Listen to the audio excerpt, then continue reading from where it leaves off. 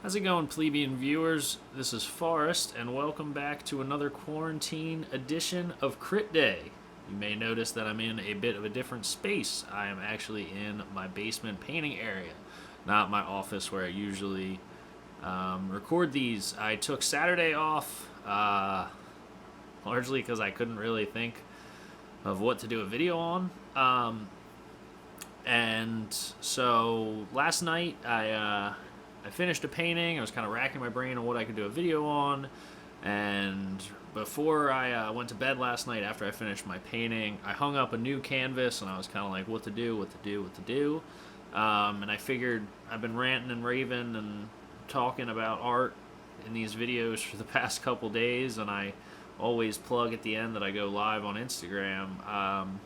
Why not do a painting for this video? So I guess if this goes well, I'll mix these in every now and then. So you've got equal parts me ranting, me painting. So I have some credibility, I guess. So today's project, I'm going to try to do a painting all the way through, record the whole thing, and give you guys a peek into my process. I decided to challenge myself.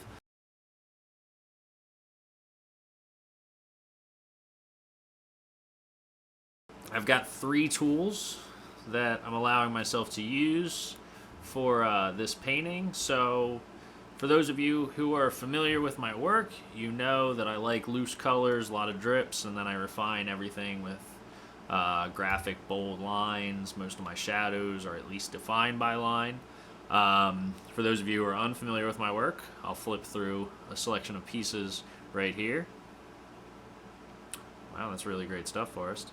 So you see in there the brushwork is kind of loose. A lot of that stuff is actually sprayed, but even when I do brushwork and it's loose and it's drippy, it's a lot of water, but I do use several brushes. So today I'm challenging myself, and I'm only giving myself one brush to use, this one.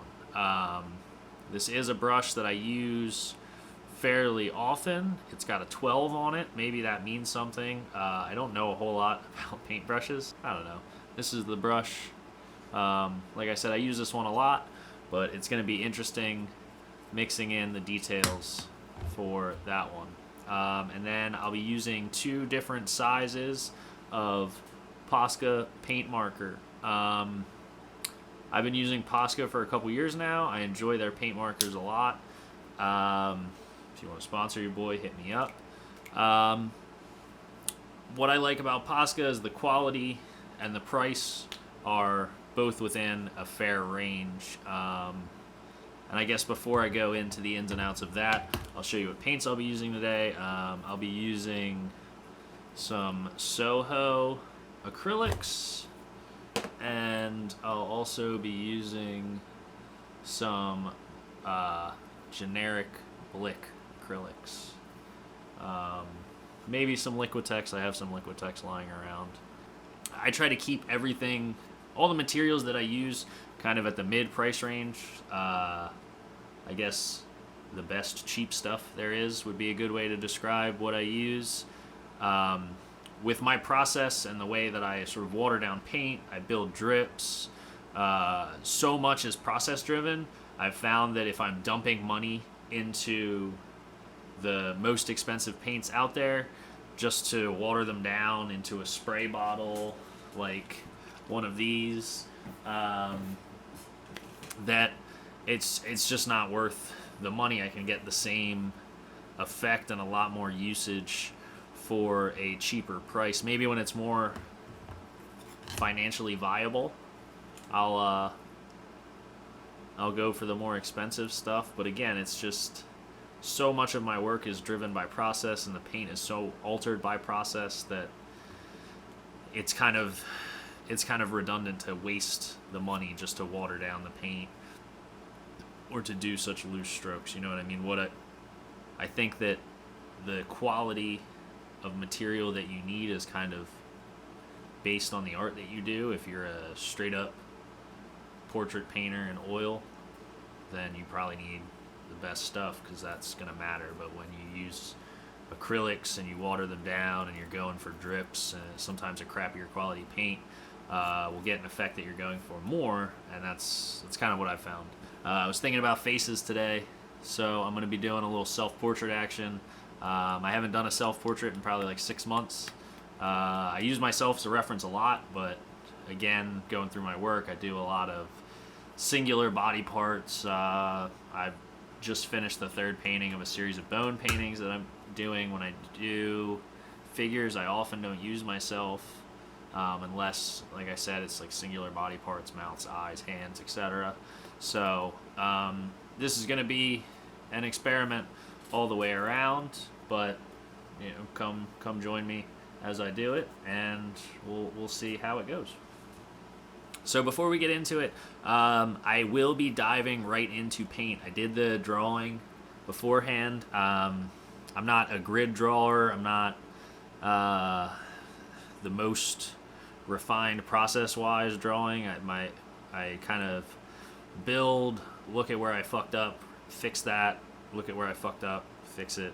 So it's I didn't think it would be the most entertaining process to watch. So the drawing of what I'm going to do is already done. It's just a loose outline, and then I'll go in as I layer paint. It'll kind of be layer of paint, pencil in detail, layer of paint, and then once I get to the lines, everything is kind of guided in for me. So drawing is a gradual process throughout it, but the base drawing I just didn't think would be entertaining to watch, so we skipped that.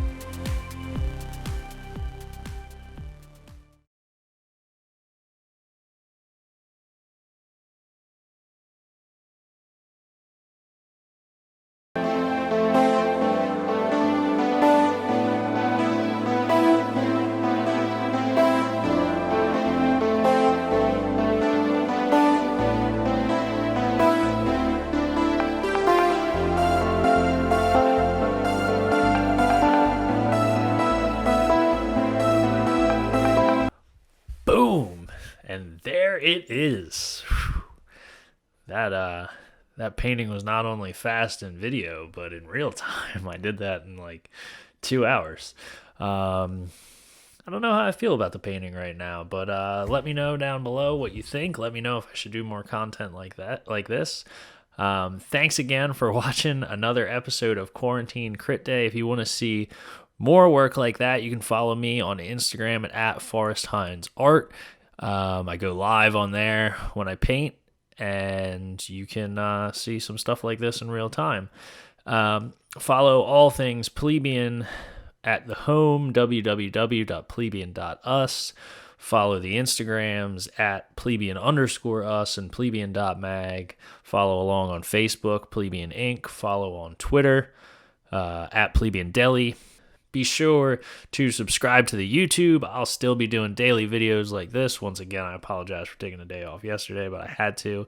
And once again, let me know what you think of this, what you think of this series. Give me some comments, suggestions. Let's have a chat. Thanks for watching.